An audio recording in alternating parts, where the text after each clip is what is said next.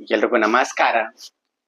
ದೇಹದಲ್ಲಿ ರಕ್ತಹೀನತೆ ಇದ್ದಾಗ, ದೇಹದಲ್ಲಿ ರಕ್ತ ಕಡಿಮೆ ಇದ್ದಾಗ, HB ಕಡಿಮೆ ಇದ್ದಾಗ ನಾವು ನ್ಯಾಚುರಲ್ ಆಗಿ ನಮಗೆ ರಕ್ತನ ಇನ್ಕ್ರೀಸ್ ಮಾಡುವ ಸಲುವಾಗಿ ನಾವು 250 ಗ್ರಾಂ ಗಜರಿನ ತಂದು 250 ಗ್ರಾಂ ಗಜರಿನ ತಂದು 100 ಗ್ರಾಂ ನಾವು ಬೀಟ್ರೂಟ್ ಅನ್ನ ತಂದು 100 ಗ್ರಾಂ ಬೀಟ್ರೂಟ್ ಅನ್ನ ತಂದು ಮತ್ತು 250 ಗ್ರಾಂ ಗಜರಿನ ತಂದು ಎರಡನ್ನು ಕೂಡ ಚೆನ್ನಾಗಿ ಗ್ರೈಂಡ್ ಮಾಡ್ಕೊಳ್ಳಿ.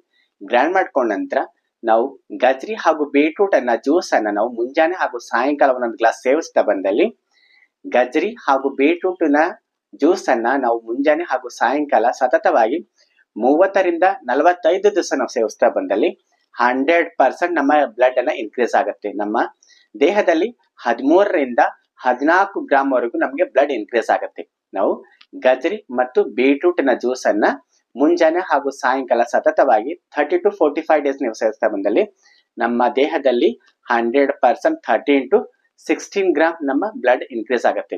ಮತ್ತು ಇದರ ಜೊತೆಯಲ್ಲಿ ನಾವು ಎಷ್ಟು ಸಾಧ್ಯನೋ ಅಷ್ಟು ಊಟದಲ್ಲಿ ಪಾಲಕ್ ಆಗಿರಬಹುದು ಹಾಗೂ ಮೆಂತೆ ಪಲ್ಯ ಆಗಿರಬಹುದು, ಇದನ್ನ ನಾವು ಹೆಚ್ಚಿಗೆ ಸೇವಿಸೋದ್ರಿಂದ, ಮುಂಜಾನೆ ಹಾಗೂ ಸಾಯಂಕಾಲ ಸೇವಿಸೋದ್ರಿಂದ ನಮ್ಮ ದೇಹದಲ್ಲಿ ಫೋಲಿಕ್ ಆಸಿಡ್ ಇನ್ಕ್ರೀಸ್ ಆಗುತ್ತೆ ಮತ್ತು ನಮ್ಮ ದೇಹದಲ್ಲಿ ರಕ್ತ ಹೆಚ್ಚಾಗುತ್ತೆ.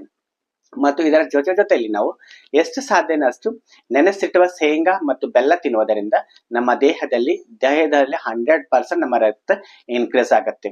ನಮ್ಮಲ್ಲಿ ಯಾವುದೇ ಸುಸ್ತಾಗಿರ್ಬೋದು, ಆಯಾಸ ಆಗಿರ್ಬೋದು, ಇದೆಲ್ಲ ದೂರ ಆಗಿ ನಮ್ಮ ದೇಹದಲ್ಲಿ ನ್ಯಾಚುರಲ್ ಆಗಿ HB ಇನ್ಕ್ರೀಸ್ ಆಗುತ್ತೆ. ನಮ್ಮ ದೇಹದಲ್ಲಿ ರಕ್ತ ತಾನಾಗಿ ನ್ಯಾಚುರಲ್ ಆಗಿ ಡೆವಲಪ್ ಹಾಕೊಂಡು ಬರುತ್ತೆ. 13 ಗ್ರಾಮದಿಂದ 14 ಗ್ರಾಂ ವರೆಗೂ ಆಗುತ್ತೆ.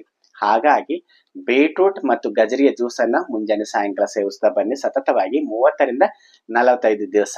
ಮತ್ತು ಎಷ್ಟು ಸಾಧ್ಯನೋ ಅಷ್ಟು ಪಾಲಕ್ ಹಾಗೂ ಮೆಂತಿ ಪಲ್ಯನ ತಿನ್ನುತ್ತಾ ಬನ್ನಿ. ಮತ್ತು ಎಷ್ಟು ಸಾಧ್ಯನೋ ಅಷ್ಟು ನೀವು ನೆನೆಸಿಟ್ಟ ಶೇಂಗಾ ಮತ್ತು ಬೆಲ್ಲವನ್ನು ಸೇವಿಸೋದ್ರಿಂದ ನ್ಯಾಚುರಲ್ ಆಗಿ ನಿಮಗೆ ರಕ್ತವನ್ನ ಇನ್ಕ್ರೀಸ್ ಆಗುತ್ತೆ. ನಿಮ್ಗೆ ಆಯಾಸ ಆಗೋದಿಲ್ಲ, ಸುಸ್ತಾಗೋದಿಲ್ಲ, ಮೈಯೆಲ್ಲ ಎಲ್ಲೋ ಕಲರ್ ಆಗೋದಿಲ್ಲ ಮತ್ತು ಸ್ವೆಲ್ಲಿಂಗ್ ಆಗೋದಿಲ್ಲ. ನ್ಯಾಚುರಲ್ ಆಗಿ ಹೆಲ್ದಿ ಆಗಿರಬಹುದು.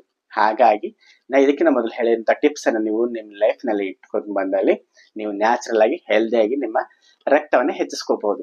ಈ ಹೆಲ್ತ್ ಟಿಪ್ಸ್ ನಿಮ್ಗೆ ಇಷ್ಟವಾದಲ್ಲಿ ಇದೇ ರೀತಿ ಮತ್ತಷ್ಟು ಹೆಲ್ತ್ ವಿಡಿಯೋಗಳಿಗಾಗಿ ಲೈಕ್ ಮಾಡಿ ಮತ್ತು ಶೇರ್ ಮಾಡಿ ಮತ್ತು ಕಮೆಂಟ್ ಮಾಡಿ. ಧನ್ಯವಾದಗಳು.